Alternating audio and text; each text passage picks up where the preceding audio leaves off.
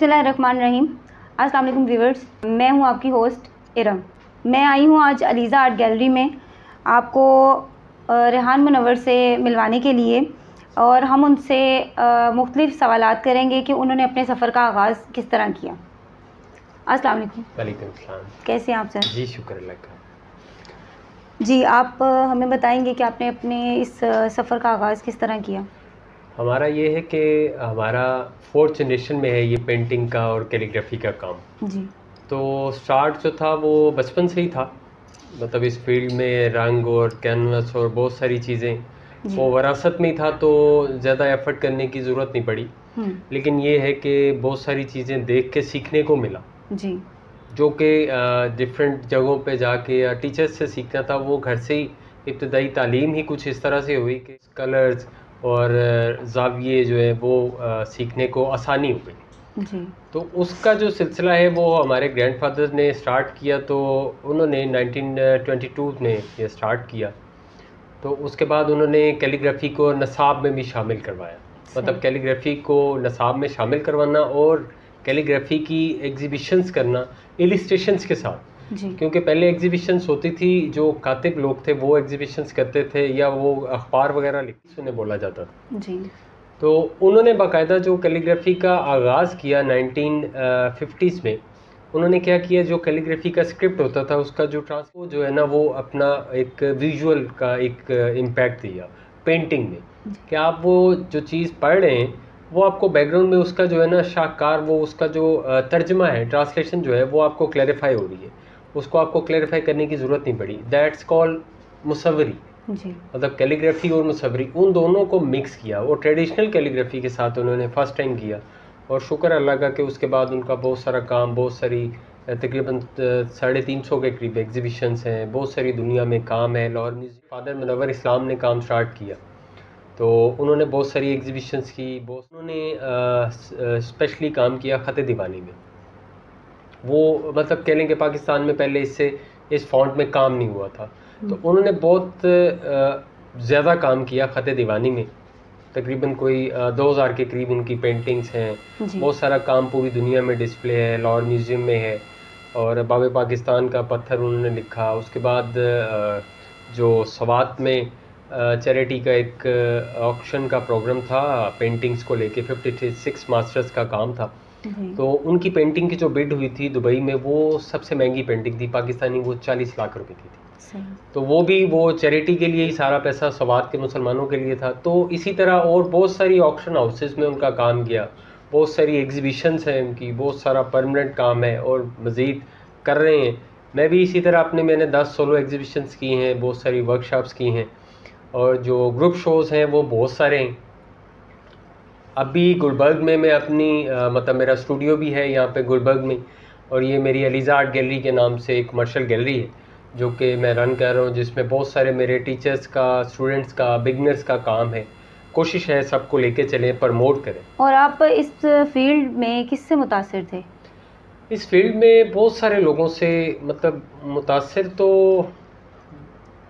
Inspiration ही है कि सबसे पहले तो अल्लाह ताला की ज़ात है कि आप उससे, अल्लाह से बहुत सारी चीज़ें कायनात में जो देखते हैं, कलर्स देखते हैं, कलर्स की फिर लैंग्वेज है, फिर जो नेचर आप देखते हैं उससे फिर आप इंस्पायर होते हैं। तो सबसे बड़ी इंस्पिरेशन तो अल्लाह ताला की ज़ात है। फिर आपके अंदर जो है ना वो ख़ुद अपनी ज़ात भी होती है कि आप अपने आप से भी इंस्पायर हों कि आप क्या करना चाह रहे हैं, आपके पास आइडिया क्या है, फिर आपके पास रास्ता क्या है, फिर मीडियम क्या है, फिर आपका कॉन्सेप्ट क्या है कि आप क्या पेंट क्या करना चाह रहे हैं। क्योंकि जब आप पॉजिटिविटी पेंट करते हैं तो माशरे में आपका इम्पैक्ट अच्छा रहता है, पॉजिटिव आपका मैसेज जाता है।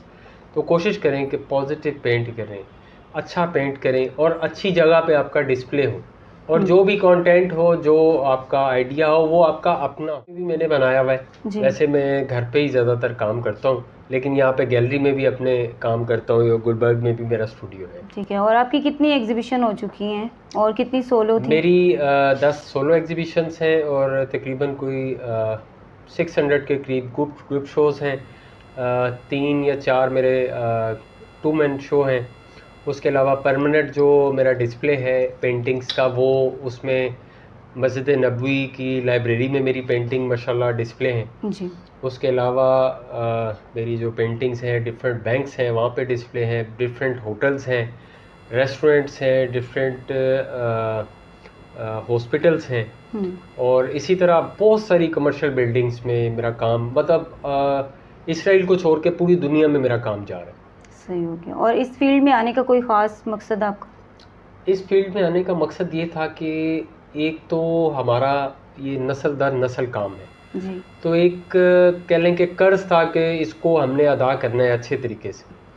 दूसरा ये कि आपको एक चीज़ बड़ी अच्छी बड़ी इजी वे है कि कैनवस है, कलर्स हैं, आप हैं और आपका मूड है, आपका ब्रश है, तो आप बहुत अच्छा उस पर जो है ना प्ले कर सकते हैं। माशरे को बहुत सारी चीज़ें आप दे सकते हैं जो आप बोल नहीं सकते, वो आप पेंटिंग के थ्रू जो है ना वो डिस्क्राइब कर सकते हैं। मैं पूछना चाहूँगी कि आप किस फॉन्ट में वर्क करते हैं?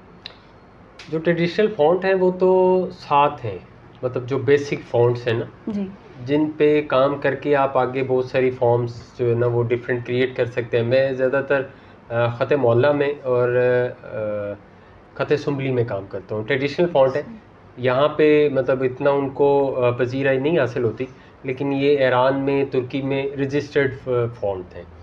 तो अगर बिगनर्स के लिए मेरा ये मशवरा है, अगर वो काम करना चाहते हैं तो जो पहले बेसिक्स है ना जी, बेसिक्स को फॉलो करें, थ्योरी पढ़ें, बेसिक्स को फॉलो करें। जो ट्रेडिशनल जितना भी, अगर आप रियलिस्टिक ड्राइंग करते हैं तो आप ड्राइंग में भी आपको कम से कम एनाटॉमी का, आपको पर्सपेक्टिव का, प्रपोर्शन का, ये छोटी छोटी चीज़ें जो है ना वो पता होनी चाहिए। उसके बाद आप कुछ ना कुछ नया करते हैं।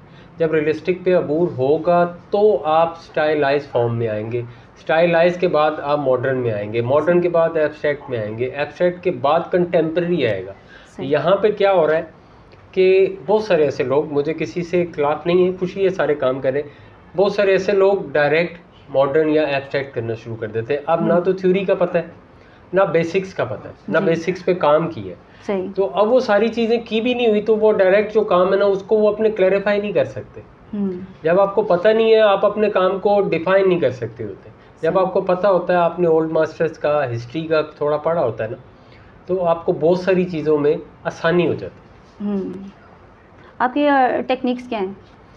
मैं डिफरेंट टेक्निक्स में काम करता हूँ। ज़्यादातर मुझे वैसे ऑयल मीडियम पसंद है जी। ऑयल में भी थोड़ा एम्बोस कलर्स में, और थोड़ा कोशिश करता हूँ थोड़ा रिलीफ का उसमें टच आ जाए। लेकिन अगर लेयरिंग में काम हो तो वो मुझे ज़्यादा पसंद है, क्योंकि डिफरेंट लेयर्स होती हैं तो उसमें काम जो है ना वो ज़्यादा अच्छा होता है। सही हो गया।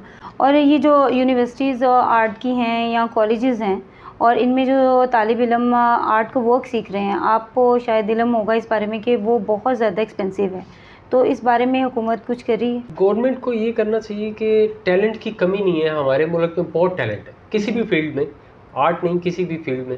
लेकिन ये है कि जो असल में हक तलाफ़ी जो हो रही है ना वो बहुत गलत हो रहा है, क्योंकि जो डिज़र्विंग स्टूडेंट्स हैं उनको या तो दाखिला नहीं मिलता या फिर उनके पास पैसे नहीं है कि वो अफोर्ड नहीं कर सकते। तो उनको थोड़ा जो है ना वो ऑब्लाइज करना चाहिए गवर्नमेंट को। फ़ंड है, करना भी चाहते हैं, लेकिन वो वहाँ तक वो सिस्टम पहुँचता नहीं। आप जो ये सारा वर्क सिखाते हैं, क्या आपके स्टूडेंट्स भी हैं? जी, काफ़ी सारे स्टूडेंट्स हैं मेरे पास यहाँ पे गैलरी में ही। मैं 3 दिन क्लास लेता हूँ।